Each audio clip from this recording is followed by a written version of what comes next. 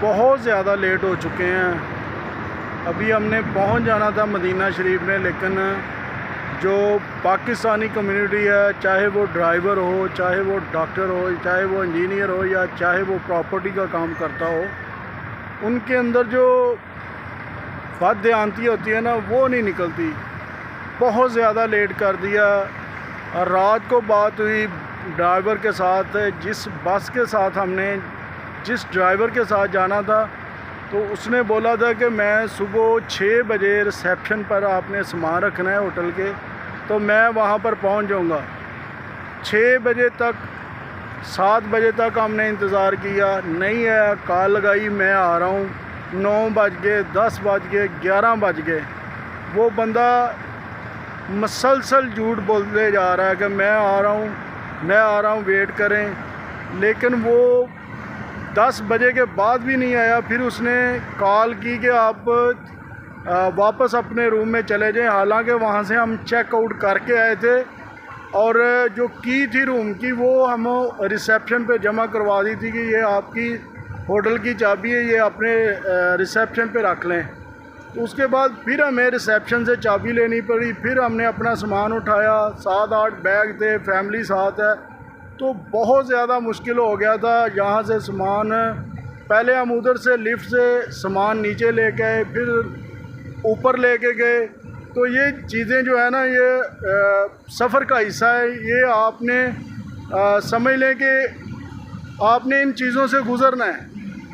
और ख़ास तौर पर हम ऐसी कौम है, पाकिस्तानी कौम ऐसी है कि पूरी दुनिया जो है वो तरक्की कर रही है और हम पीछे जा रहे हैं। क्यों पीछे जा रहे हैं? कि हमारे अंदर की जो बददियानती है वो बाहर नहीं निकलती। हम शॉर्ट रास्ते ढूंढते हैं कि कहीं हमें शॉर्ट रास्ता मिले और रातों रात अमीर हो जाएं, लेकिन ऐसा होता नहीं है। जब अल्लाह चाहता है, अल्लाह कहता है, तब इंसान अमीर होता है। तो इंसान को जल्दबाजी नहीं करनी चाहिए। जल्दबाजी के आगे बहुत सारे छेद होते हैं, तो आपको सोच समझ कर पैर रखना चाहिए। और जो दुनिया है उसने तरक्की क्यों की है, वो कमिटेड लोग हैं। और मैंने देखा है इंडोनेशिया के लोग आए हैं यहाँ पर, मिस्र के लोग आए हैं, और भी जितनी कंट्रीज़ के लोग आए हैं, फ़िलिपाइन से आए हैं। तो उनके जो आगे एजेंट हैं जो सऊदी अरेबिया में बैठे हैं, वो वहाँ पर जाते हैं, होटल से उनको रिसीव करते हैं, रूम में लेके आते हैं और ग्रुप की शक्ल में उनका उम्रा करवाते हैं। फिर उनके साथ जाते हैं। एक ग्रुप लीडर बना होता है, वो ग्रुप लीडर जो है वो उसको सारे ग्रुप को डील करता है। तो उन तमाम की रहनुमाई हो जाती है। जो पहली दफ़ा आए होते हैं उम्रा करने के लिए, उनको बहुत सारे मसाइल होते हैं।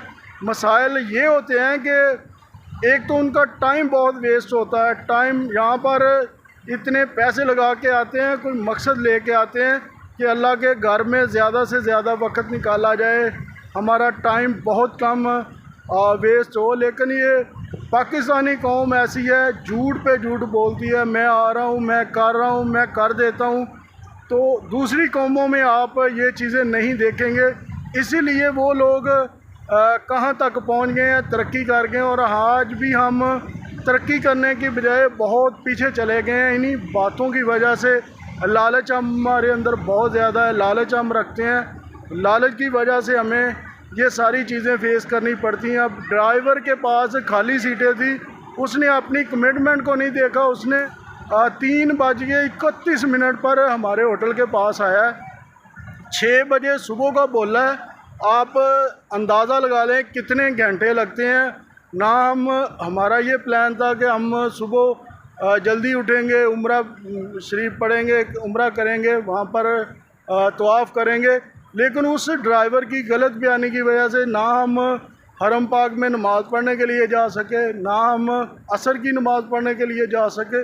तो अब 450 किलोमीटर जो गूगल मैंने रिसर्च किया वो बता रहा है, आगे सिर्फ 250 किलोमीटर रह गया और हम यहाँ पे तवाम के लिए खड़े हुए हैं, खाना खाने के लिए। इशा की नमाज़ पढ़ी और रास्ते में मगरिब की नमाज़ पढ़ी थी। तो आगे चलते जाना है, आगे जाके देखते हैं क्या मामलात होते हैं। पाकिस्तानी कौम इसीलिए तरक्की नहीं कर रही कि वो झूठ और बददियानती का सहारा लेना नहीं छोड़ते। हालांकि ऐसा नहीं होना चाहिए, बल्कि उनको भी दूसरी कौमों से सीखना चाहिए कि वो आज अगर हमारे से ज़्यादा तरक्की याफ्ता हैं तो वो किस लिए इतनी तरक्की कर गई हैं, उनसे हमें सीखना चाहिए। लेकिन हम सीखते नहीं हैं, हम उल्टे काम करते हैं जिससे हमारे मुल्क भी की बदनामी होती है और हमारी भी होती है। पूरी दुनिया में पाकिस्तानियों का इज़्ज़त और वक़ार नहीं है, बाकी सारी कौमें जो है ना वो उनका लोग इस्तकबाल करते हैं, उनके साथ काम करना चाहते हैं। सिर्फ पाकिस्तानियों के साथ काम नहीं करना चाहते। टाइम की पाबंदी होनी चाहिए, झूठ नहीं बोलना चाहिए। ये था आज का जो मेन जो मरकज़ी किरदार था, मेरी बात करने का मकसद ये था कि हमें झूठ का सहारा छोड़ देना चाहिए, लालच छोड़ देना चाहिए।